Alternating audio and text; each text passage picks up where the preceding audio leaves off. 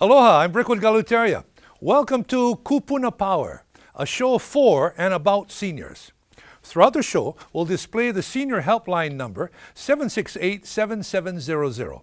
Staff members of the City and County Elderly Affairs Division answer the phones Monday through Friday between 7:45 a.m. and 4:15 p.m. They refer you to government agencies and support services that aid the health, safety, and well-being of our kupuna. Today, we go to the pamphlet that contains the referrals of the Senior Helpline number, the Senior Information and Assistance Handbook. It contains phone numbers and referrals to city, state, and federal agencies. Also included are numbers for nonprofit and commercial agencies. Some of the headings are healthcare, family support, basic needs, and community services.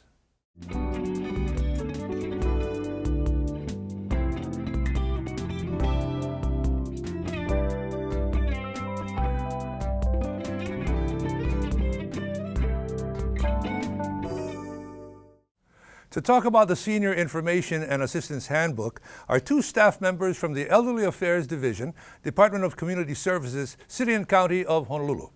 Carol Makainai is the Information and Assistance Coordinator, and Joel Nakamura is the Caregiver Information Specialist. Welcome to Kupuna Power. Thanks for being with us here today. Thank you. Joel, we're going to start with you. What is the Elderly Affairs Division? That's a great place to start. Elderly Affairs Division, it's a area agency on aging that came out of the 1965 Older Americans Act. So that's a federal program, and no matter where you are in the United States, there is an area agency on aging covering your area. So for Honolulu, that's us, and on the neighbor islands, each county has their own also. You're the guy who put together the Senior Information and Assistance Handbook, and we're going to get over to Carol's kuleana in a little while. I know she's the overall po'o, or the head of this division, but in your particular case, what was it like putting together a Senior Information Handbook? Were you the first one who did it? Did you create this? No. The first one came out maybe in the 80s, so I wasn't really around. And then as the services progressed, you came into play when? Well, I've been with the agency for 9 years, so I've worked on the last 4 editions. The last 4 editions. Did you see a big growth in this particular area? Yeah. Really? Big growth. As far as need, yeah. As far as need. You know, this is probably one of the most comprehensive aids to our kupuna today. And they can get it in various places, I know, online as well. Right. But in researching the services that are offered to our kupuna, and that's what this show is all about. It's empowering them with the information that they need to know. Where would you say, how did you start? Put it that way. How did you start putting this together? Well, there was already a template from the previous version, so I pretty much just added on, maybe changed a few things. So when I started working on it, one of the important things I wanted to do was put more descriptions as far as certain terms that people usually will get confused or they ask questions a lot, such as what's the difference between Medicare and Medicaid. What is the difference between Medicare and Medicaid? I think it's better you read the book. It's a really long explanation. It really is, yeah?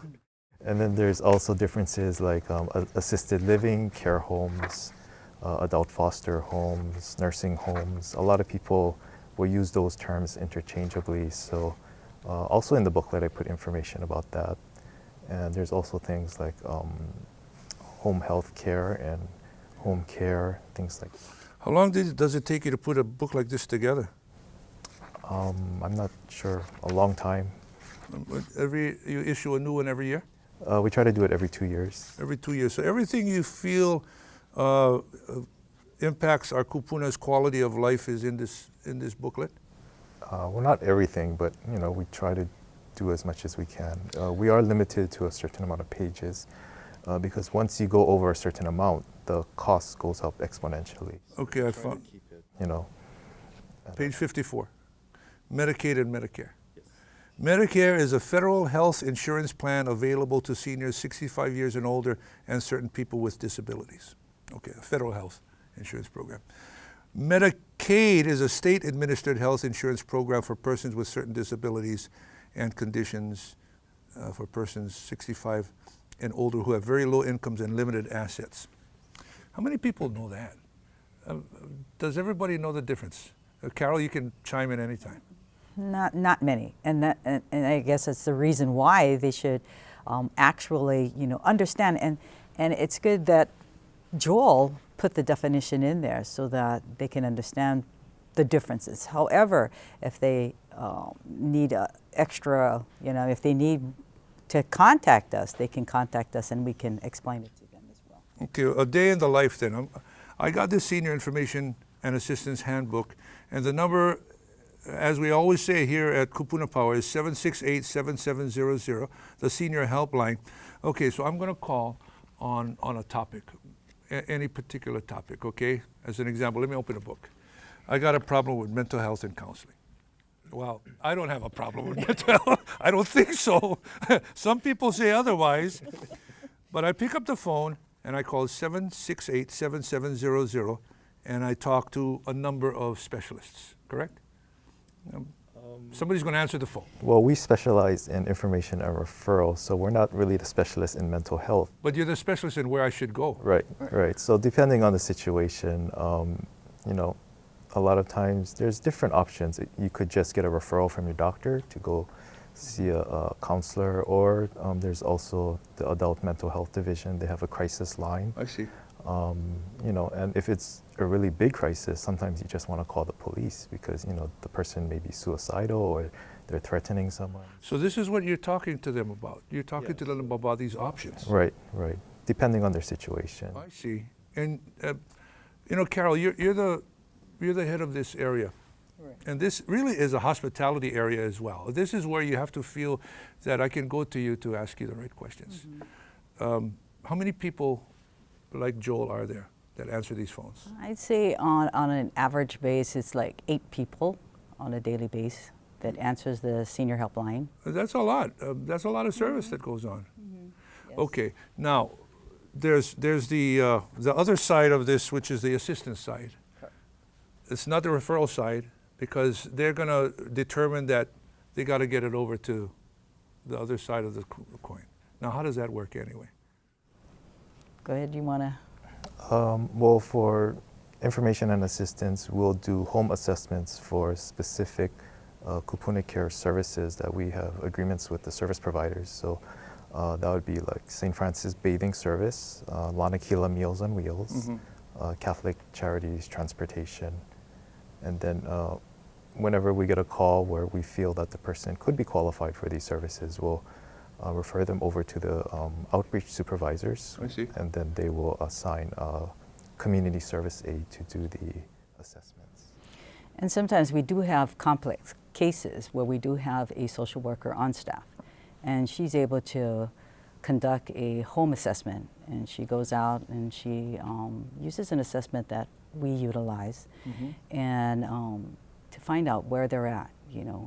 Perhaps we have to call 911. Perhaps we have to call APS. If it's a situation where there's some type of violence, neglect, abandonment situations, that's currently occurring in their home. So sometimes it's intervention. It's not only getting them the service, but it's also making sure that the service provided is adequate.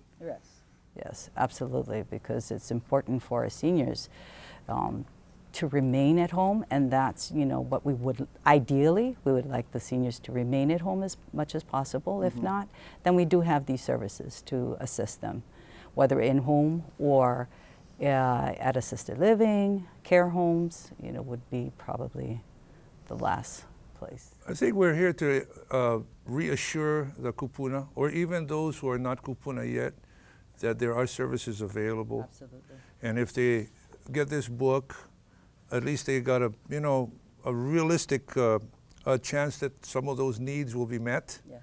I'd say that it took a while to get here, and each and every year it seems as if we'll be adding more services, huh? It changes constantly. By the time you become a Kupuna, Joe, it'll be a thicker book.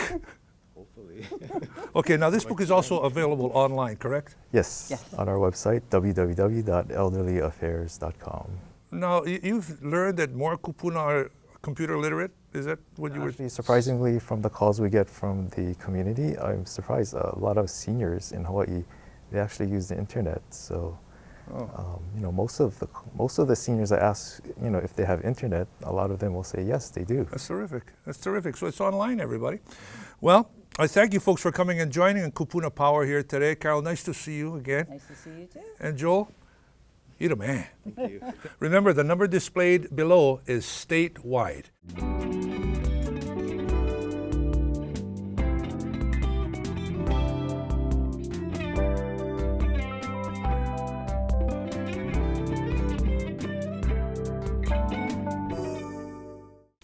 Up next, Kupuna Power features another of the Honpa Hongwanji's 2014 Living Treasures of Hawaii. But first, what well-known composer came to Hawaii in 1934 and was appointed the music director of the Royal Hawaiian Band? The Honpa Honganji Mission of Hawaii is proud to present the 2014 Living Treasures of Hawaii. Reverend Ida Keli'i Chun, affectionately known as Auntie Keli'i, has music in her heart and soul. She's always quick to share a beautiful tune. She just enjoyed herself, enjoyed singing, and, you know, I guess her friends, camaraderie with her friends, and people would just come and, like Auntie Genoa. Auntie Genoa was one of them, always calling her to come out and do some gigs with her. She just loved it, yeah. I asked her that one time, and she said, it just comes to her. When, like when we have a verse at church, and then she researches, and the song just comes. Like the song, Eku Aloha. I asked her about that. She wrote that song when my niece was born, and she always had a wide, sparkling eyes, and that's how she wrote the song. Which we didn't know until she started singing it for us. And what? So then when Kamehameha Songfest did it, and so I asked her, and she said, oh, you know, she always had a sparkling eyes. Tutu, come on, let's sing that one. You know, it's so nice there. And you know, you tell them what the meaning of what you're going to be singing like that. That takes a lot. Her daughter Puanani recalls all the pieces falling into place for Auntie Keli'i's musical mentorship. Talking to us, and I told her, I says, you know, Uncle is with the Kupuna program. And he says, yeah, Keli'i, why don't you come and, you know, join the Kupuna program? She said, oh, no, I don't know anything about that. Ole. And I said, Mom, that's a good idea. You know, we're all not getting younger, we're getting older, and, you know, you don't know how long you're going to keep playing. You're going to be singing, but, you know, going out to play music. And so she said, well, what do you think? She told me. And I said, I think so. You know, why don't you just try?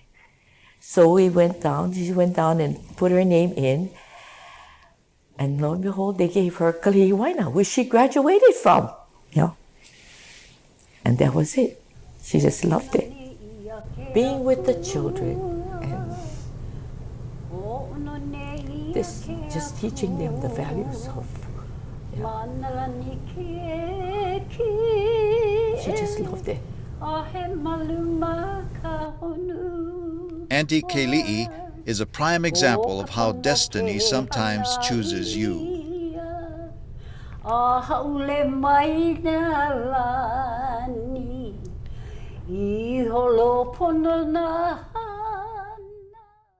Her motto is Hiki no, can do. She has performed in Waikiki and was a singer at the very first Merry Monarch Festival. She rode a Harley when she was younger. Please welcome Reverend Ida Antikeli'i Chun.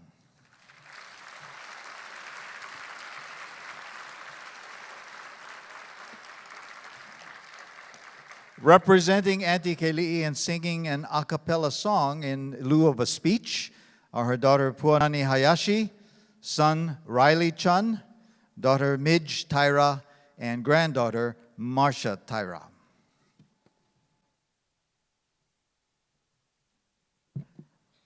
Designation of a living treasure of Hawaii is presented to Reverend Ida Chang.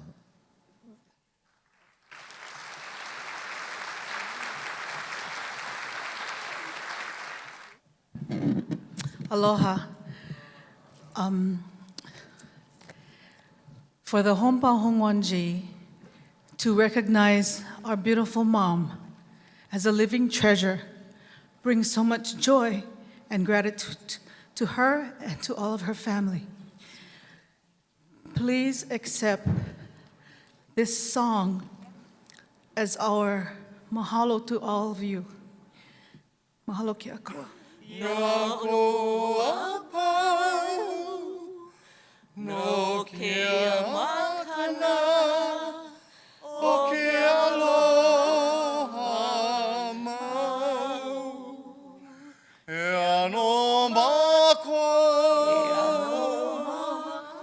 e hairina ni aoe, o ke akua, aloha pumehanano. Ke mele mako,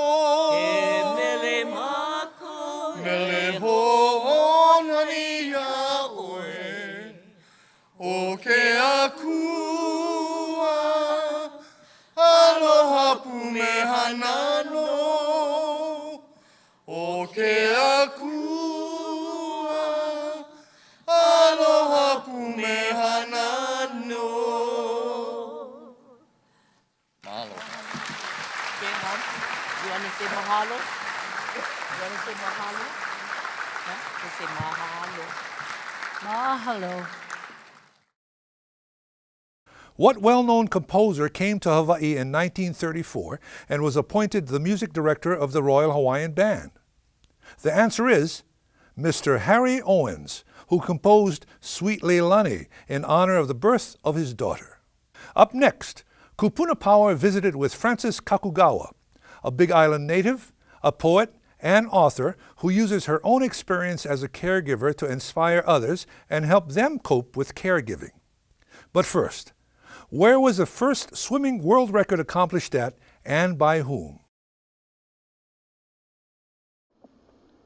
If you told me you were a caregiver, I have this urge to want to fast forward you to the end, because I so want you to discover what I discovered after taking care of my mother, that caregiving is a gift, a privilege, an honor. The amazing thing about being a caregiver was the transformation. So as my mother was transforming herself into into her dementia state, I too was transforming into a different person. And I was no longer the person who came on board as a caregiver. Before I became a caregiver, I was going to be a good golfer. I began taking flute lessons, but after becoming a caregiver, they lost their meaning and began looking at helping others discover what I discovered about caregiving, because I felt it was truly a gift and I wanted this for everyone else. I began writing poetry and I found what a relief it gave me, and gave me a totally new perspective, and my thought was, I want others to experience this too. Writing poetry especially forces you to truly find your own voice. In journal writing or in expressing yourself, we can just blurt out, oh, I'm so tired, she's doing this, she's doing that. But when you pick up the pen as a poet caregiver, it takes you to a different dimension, and you learn to analyze and you learn to add meaning. And the thoughts that go in your head is this what I'm really saying? And it changes your whole perspective. Rod was a middle-aged man who accidentally walked into my into my session here one year. And he came in and he said, I don't read poetry and I don't write. Don't expect anything from me. Real samurai, you know. And so I said, good, just sit. Let's see. But this is what he wrote. And tears were just pouring down his face. This is a man who said, I don't read poetry, I don't write, don't expect anything from me. What do I see? Do you see what I feel? I feel more than you can ever see me. It hurts to feel. I feel too much. Minutes become hours, hours become days, days become years, years become a lifetime. So sad to see, so sad to feel. I wish to feel nothing. That night he went home and he wrote nonstop 30 poems, and they were all dated about 3 o'clock in the morning, and he sent them to me. And as I read them, at the beginning he cursed God, he cursed life, he cursed everyone. But at the end, by going through the whole process through writing, he said this to his mother. Just know I will always be near. Through this tangled web maze you travel, have no fear, I will always be near. I will hold this light steadfast to make everything clear. Just know I will always be near, always near, no fear. He later confessed to me that before he accidentally walked into my session, he was seriously thinking of ending the life of his mother and himself. So he always said, writing truly saved me. I think poetry takes you to that level. The highest use of language is in poetry. You create images, you create metaphors. All the use of language is at its height when you say, I'm writing a poem. If I could speak, this is what my voice would say. Do not let this thief scare you away. Do not let this thief intimidate you into thinking I am no longer here. My words have all forsaken me. My thoughts are all gone. But do not let this thief forsake you from me. Speak to me, for I am still here. What I love about working with caregivers is, I would say 100% of them change into the most compassionate caregivers, and they have so much understanding, and this is all because of delving into caregiving through poetry and journaling. One of the problems that occur in caregiving is family, because we expect all family members to rise up to the occasion, but this is not a reality. So for a caregiver, my advice is surround yourself with all the positive. And so if they are caregivers, I truly believe we were all not born to be caregivers. So if I'm a caregiver and have a sibling who is not able to be a caregiver, there are other ways of helping financially. They can help with other, if the house needs some carpentry work, maybe someone can come and help you. There are other ways. Bottom line, it becomes so stressful. I've even used the word divorce. And I've had so many siblings thank me for that. We need to cut away all negative forces because we need all the support we need. And if it comes to this, we need to be in the now. And many say, but what's going to happen after my mother's gone? They worry about the family. And my advice is, don't go there. Do what you need to do now for the best care of your loved one. Family dynamics. Earthquakes of human existence arrive unannounced. First, the gentle trembling under one's feet, followed by uncontrollable rocking, crescendoing into destruction, dislodging family heirlooms, soon shattered on floors and shelves. Still, the shaking continues like dice in a gambler's hand, then stillness once again among the ruins.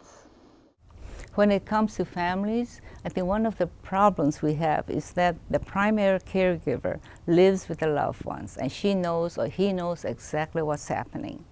But someone from a distance who comes in for short moments, the dementia is not revealed at all, because the social graces are one of the last to go.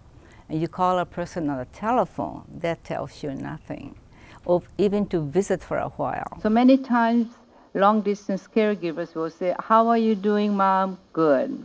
"Did you have breakfast?" "Yes." Are you happy?" "Yes." And long-distance caregivers will come to conclusions through these answers, which are just yes and no. And I think also long-distance caregivers, we need to not interfere with the primary caregiver, because one visit or two visits will not give you the whole picture of what goes on 24 hours a day. And the social graces through the telephone is one of the last things to go. My mother was good. She could say, "Oh, long time no see. Oh, fine. How are you?" Sounds really good. Telephone calls do not give us a picture of what's really going on. So we really need to support the primary caregiver. I think one of the saving factor to caregiving is to bring in that cavalry of humor. We've had laughter in our support groups. We laugh a lot. Sometimes when there's nothing else to do, I think you need to just bring in your laughter. It's a great stress reliever. It is 3 a.m. I am on my hands and knees with toothbrush in one hand, a glass of hot tap water in the other, scrubbing the M off my mother's bathroom floor. Before a flicker of self-pity can set in, a vivid image enters my mind, an image of a scarlet feather boa, impulsively bought from Neiman Marcus, delicately wrapped in white tissue, awaiting in my cedar chest for some enchanted evening. The contrast between my illusional lifestyle of feather boas, opium perfume, and black velvet, and my own reality of toothbrushes, bathroom tiles, and BM at 3 a.m. overwhelms me with silent laughter. If you have Alzheimer's and I'm your caregiver, you have your world, which is normal to you, and I have mine. And I need to enter yours most of the time.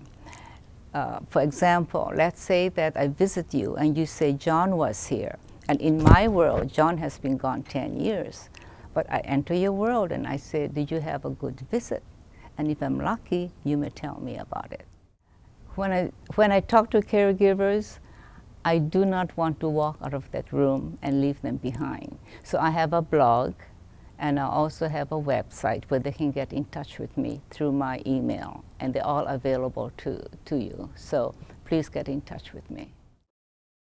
Where was the first swimming world record set and by whom? The answer is, Duke Kahanamoku set his first swimming world record at Pier 7 next to Aloha Tower. And there you have it, another show empowering our seniors to take charge of their lives. I'm Brickwood Galateria. Join me next week for another episode of Kupuna Power. Aloha.